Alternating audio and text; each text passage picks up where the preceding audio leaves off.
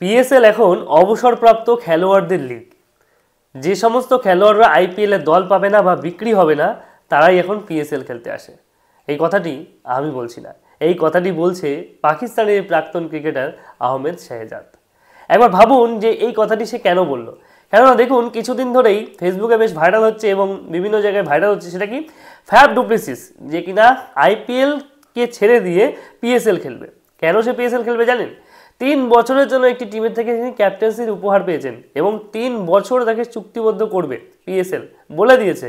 আর কি, ফ্যাব যদি আইপিএলে থাকতো, যদি বিডে আসতো, তাকে দল ছেড়ে দিয়েছে, এবং যদি সে বিডে আসতো তাহলে হয়তো কোনো প্লেয়ার কিনতো বা কিনতোও না। কেননা এর পূর্বে তারা ডেভিড ওয়ার্নারকে দেখেছে, কেন উইলিয়ামসনকে দেখেছে, কেলেনি। তা সেও ভেবেছে আমার তো বয়স শেষ, আমার তো 51 বছর বয়স হয়ে গেছে, আমি আর কী বা খেলবো, এবং আমাকে খেলায় নেবে। কিন্তু সেটাই হলো। কারণ পোলার আজ থেকে কতগুলো বছর আগে অবসর নিয়েছে। এখন আবার শোনা যাচ্ছে মঈন আলী, যে কিনা একজন ভারত এসে এত ভালো ব্যাট করেছে, বোলিং করেছে, সেই মঈন আলী যার বয়স প্রায় 38 বছর, সে সে অলরেডি আইপিএল থেকে এবছর নাম কেটে দিয়েছে, পিএসএল খেলবে।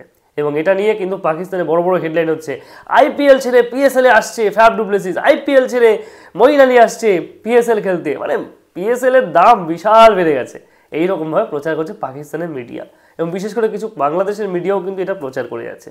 কিন্তু একটা কথা কি ভেবে দেখেছেন যে এই পাকিস্তানে কারা খেলতে যাচ্ছে? ডেভিড ওয়ার্নার অলরেডি এখান থেকে আইপিএল থেকে ছুটি পেয়ে গেছে, মানে তাকে আর দলে কিনছে না। কেন উইলিয়ামসন, তাকে আর দলে কিনছে না। কোন কী করছে? অবিকৃত থাকার কারণে তারা ওখানে চলে গেছে। আপনি কি দেখেছেন দেওয়াল ব্রিভিস? আপনি কি দেখেছেন অ্যাডন মাকরাম? এদেরকে কিনতে দেখবেন না। কেননা এরা কিন্তু পাকিস্তানের পিএসএল খেলতে যায় না, এরা আইপিএল খেলার জন্য উদ্গ্রীব হয়ে থাকে। আইপিএলে কত দেশের প্লেয়াররা নাম লেখায় জানেন? সব দেশের প্লেয়ার থেকে প্রায় 40 জন 50 জন করে একটা দেশ থেকে নাম লেখায়। চান্স পায় কজন সুযোগ পায়? আইপিএল হচ্ছে এত বড় লিগ। তাই আইপিএলকে ছোট বড় বা পিএসএলকে ছোট বড় করার কথা বলছি না। আসলে ব্যাপারটা হচ্ছে একটা লিগের একটা মান ফর্ম সব কিছু আছে। আইপিএলে সবসময় কারেন্ট প্লেয়ারদের খেলানো হয়, অল্প বয়সী খেলোয়াড়দের খেলানো হয়, খুব বেশি বয়স্ক মানুষদের কিন্তু খেলে না। 40 বছর, হ্যাঁ অনেকে হয়তো মহেন্দ্র সিং ধোনির কথা তো বলবেন, কিন্তু মহেন্দ্র সিং ধোনিকে কেন খেলাচ্ছে, মহেন্দ্র সিং ধোনি বা কেন খেলছে, সেটাও ভাই আমরা বুঝি না। কিন্তু সেটাই যে কেন করছে সেটা আমি বুঝতে পারছি না। সিএসকে টিম, সে বারবারই সিএসকের সাথে খেলে যাচ্ছে, এবারও হয়তো সিএসকে সাথে খেলবে সে, নাকি খেলবে না সেটাও বোঝা খুব মুশকিল।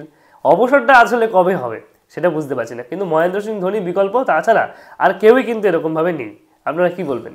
যাই হোক, আর এই বিষয়ের উপরে আপনাদের কি মতামত অবশ্যই কমেন্টে জানাবেন। মঈন আলী বা ফ্যাব ডুপ্লেসিস এরা হয়তো আইপিএলের সুযোগ পেত না, বিভিন্ন দলের সাথে তারা কথাবার্তা বলেছে কি বলেনি সেটাও আমরা নিশ্চিত নই। তবে এরকম কানাঘুষো আসছে যে তারা আইপিএলে দল পাবে না, এই ভেবে তারা কিন্তু ওই দেশে চলে গেছে পিএসএল খেলতে। কারণ পিএসএলে যদি তারা নাম লেখায় এখনও 2-3 বছর 4 বছর আরামসে তারা খেলতে পারবে, এই জন্য কিন্তু তারা ওখানে চলে গেছে। এরপর আপনাদের মতামত অবশ্যই কমেন্টে জানাবেন।